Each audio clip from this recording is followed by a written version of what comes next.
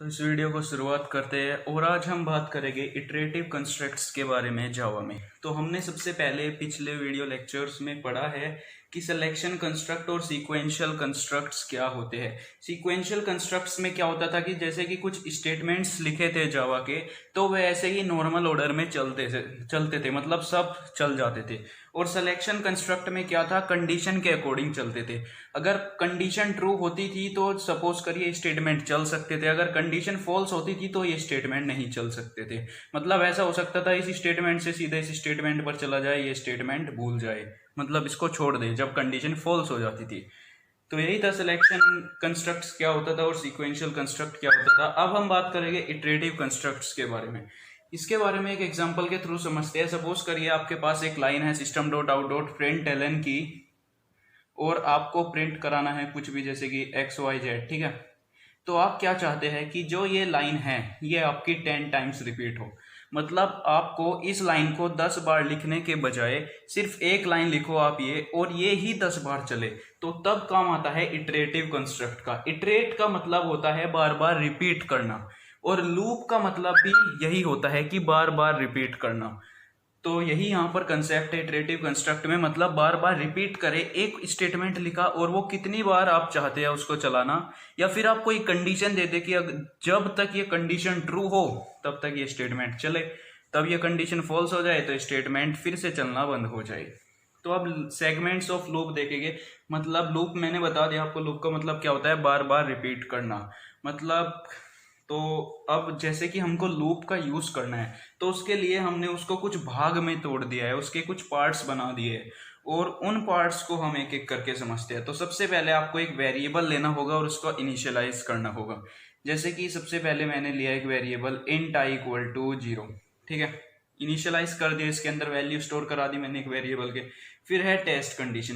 Test condition का मतलब एक कंडीशन ही समझ लीजिए आप एक कंडीशन दे सकते हैं कि जब तक ये कंडीशन ट्रू रहे तब तक ही मेरा कोई पर्टिकुलर स्टेटमेंट चले। जैसे कि मैं कंडीशन दे देता हूं i should be less than और इक्वल टू 5, क्या कि i की वैल्यू 5 से कम या बराबर हो, तो ये स्टेटमेंट, हमारे कुछ स्टेटमेंट हो गए वो चले। अगर ये कंडीशन हमारी फॉल्स हो जाती है तो वो हमारा जो लूप है वो रुक जाएगा, ठीक है। फिर तीसरा होता है अपडेट। अब जैसे कि i की वैल्यू 0 है हमारी यहाँ पर, तो अब i की वैल्यू 0 है, यहाँ पर वो चेक करेगा 0 लेस देन और इक्वल टू 5, ये कंडीशन क्या होगी, ट्रू होगी। अब आपको इस i की वैल्यू को बार बार बढ़ाना भी तो होगा, इसको अपडेट भी तो कराना होगा। जैसे कि i की वैल्यू कभी 1 हो जाए, फिर 2 हो जाए, फिर 3 हो जाए, फिर 4 हो जाए, फिर 5 हो जाए, और फिर 6 हो जाए। मतलब क्या होगा, 5 और एक बार ये 0, तो मतलब क्या होगा, 6 बार आपका स्टेटमेंट चलेगा और 7वीं बार के में जाके रुक जाएगा। तो इसी को हम यहाँ पर अपडेट कहते हैं। जैसे कि आपने लिख दिया i प्लस प्लस, है ना, तो ये अपडेट कराएगा।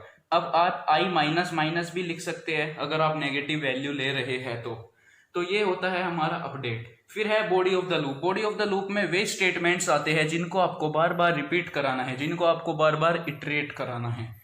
तो अब इटरेटिव कंस्ट्रक्ट का यूज करने के लिए आपको 3 एग्जांपल्स ले सकते हैं। मतलब 3 टाइप होते हैं, फॉर लूप, व्हाइल लूप और डू व्हाइल लूप।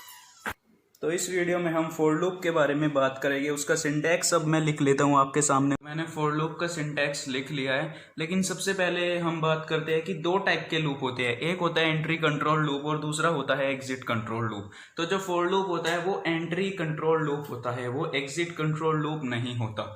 अब एंट्री कंट्रोल लूप और एग्जिट कंट्रोल लूप क्या होते हैं, ये हम इसके सिंटैक्स जानने के बाद ही समझेंगे, क्योंकि पहले हमको सिंटैक्स समझना होगा फॉर लूप का, तभी ये समझ में आएगा।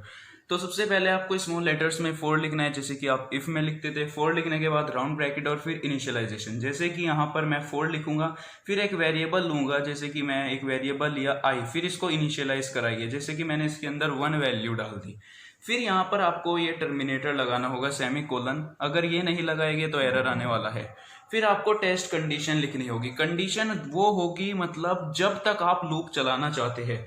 सपोज करिए मैं चाहता हूं कि ये लूप तब तक चले तब तक i की वैल्यू 5 से कम हो या 5 के बराबर हो।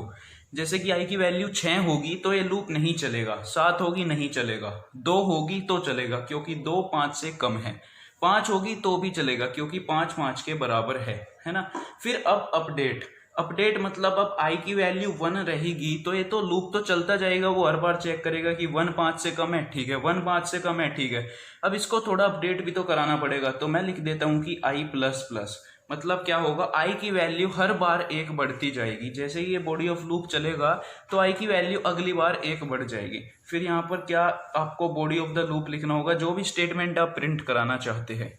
अब ऑर्डर देखेंगे कि किस ऑर्डर में आपका लूप चलेगा। तो सबसे पहले जो आपका कंपाइलर होगा वो यहाँ आएगा, जो आपका वेरिएबल है इसको इनिशियलाइज कराएगा, ठीक है। i के अंदर वैल्यू 1 आ चुकी होगी आपकी, और इनिशियलाइजेशन सिर्फ एक बार होता है, ठीक है। फिर तो वैल्यू बदलती रहती है बाद में।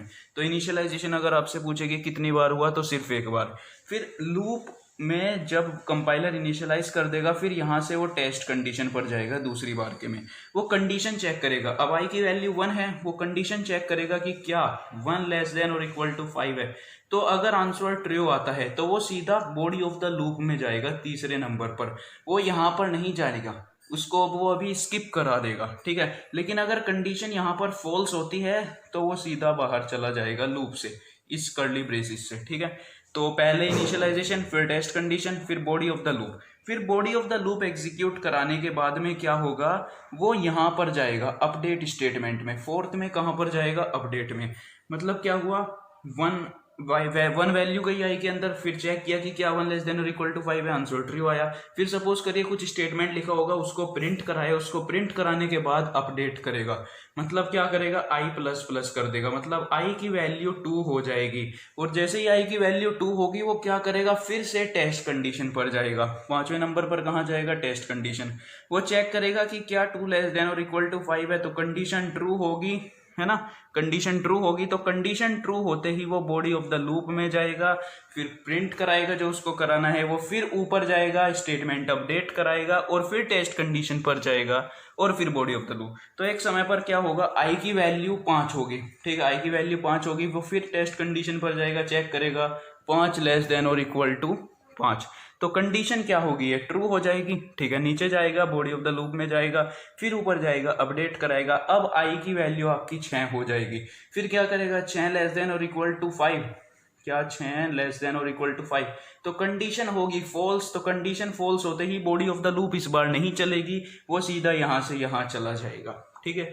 तो इस तरीके से फॉर लूप काम करता है। तो आप जितनी बार भी चाहे उतनी बार अपना जो फॉर लूप है उसको चला सकते हैं। मतलब कितनी बार आपको एक स्टेटमेंट को प्रिंट कराना है, वो इसकी मदद से कर सकते हैं। अब देखते हैं कि एंट्री कंट्रोल लूप और एग्जिट कंट्रोल लूप क्या होता है। तो आपने देखा जैसे ही फॉर लूप चल रहा था, सबसे पहले क्या हुआ, इनिशियलाइजेशन हुआ। उसके बाद क्या हुआ, कंडीशन आपकी चेक हुई। क्या हुई, आपकी कंडीशन चेक हुई। तो अगर, और फिर उसके बाद क्या हुआ, बॉडी ऑफ द लूप चला। क्या चला, बॉडी ऑफ द लूप। तो अगर condition body of the loop से पहले चेक होती है तो उस लूप को हम कहते हैं एंट्री कंट्रोल लूप। लेकिन अगर कुछ ऐसा होता कि पहले इनिशियलाइजेशन फिर बॉडी ऑफ द लूप चलता, ठीक है, और तीसरे नंबर पर आपकी कंडीशन चेक होती, क्या होती, कंडीशन चेक, तो उसको हम कहते हैं एग्जिट कंट्रोल लूप। तो आप अंदाजा लगा लीजिए कि फॉर लूप क्या होगा, पहले कंडीशन फिर बॉडी ऑफ द लूप चली, तो फॉर लूप आपका एक एंट्री कंट्रोल लूप हो जाएगा। इसी को हम एंट्री कंट्रोल लूप और एग्जिट कंट्रोल लूप कहते हैं। तो अब हम कुछ 1-2 प्रोग्राम करके देख लेते हैं जिससे कि हमारा फॉर लूप का कंसेप्ट क्लियर हो जाए।